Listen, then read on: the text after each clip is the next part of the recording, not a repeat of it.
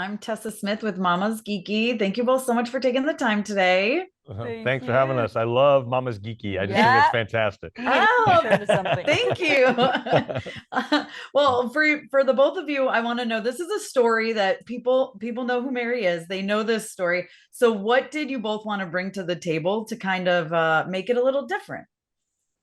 Well, I think that a lot of people, they think they know her story, but I feel like in this movie, for the first time that I've seen, at least, Mary's being portrayed in a whole new light, in my opinion. It's giving her voice back.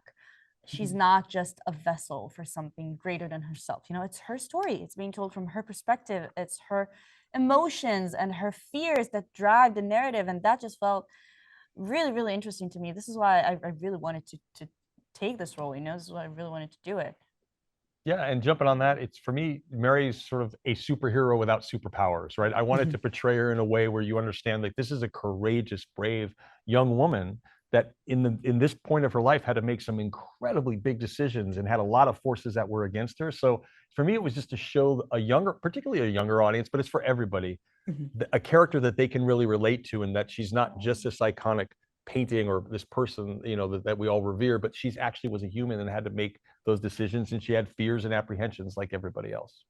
Yeah, I mean, it's obviously set a long time ago, but you still feel that relevance to today, that relation. I do want to talk about like the costumes and the set and stuff.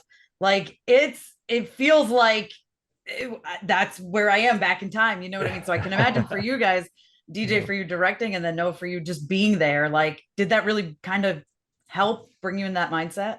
Yeah. I mean, we shot mainly in Ouarzazate in Morocco for like 3 months, and in areas that sometimes did not have service at all. It's like, yeah, there's no technology. And I feel like for me as an actor, it just really got me into that vibe and that state of mind, and that was wonderful to work that way. And Tina did such a great job with the costumes, and everything looks so beautiful, and it really brought us back in time, even while filming this. Yeah, well, you touched upon something, because I felt this is a biblical epic tropes that you wanted to sort of avoid if we could, because there's a visual language of sand and sandals and all that, and I really wanted to push it as far as I could. So we shot it anamorphic on these hawk lenses, so it's a widescreen movie. But also, you touched on the costumes, and Tina did such an amazing job.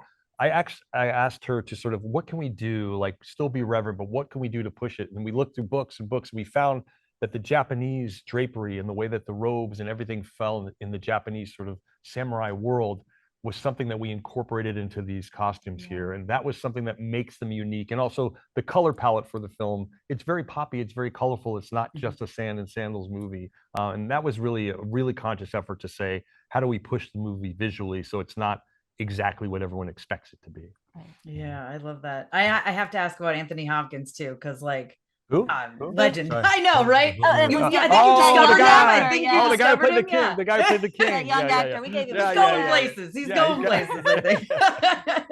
But can you guys just talk about working with him? Wow, for me as a younger artist, just to get to watch him work was so beyond inspiring.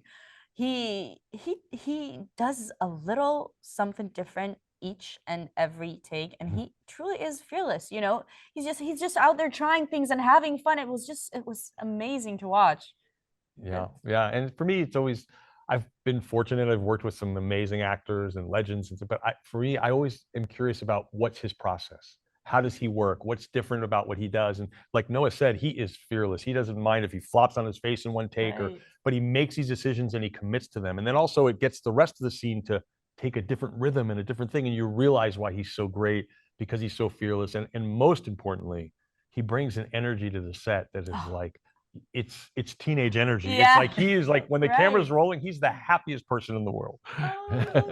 No, would you say you learned anything from him, from watching him? Yeah, I did. He was like, this is like the greatest thing I took away from this entire experience. I think, don't be scared to try things. Go out there, be stupid, be ugly, be not, people might not get you, but at the end of the day, if you just try different things and you have fun and you feel that passion for acting and for what you do, this is going to get you the best results, and this is going to get you places.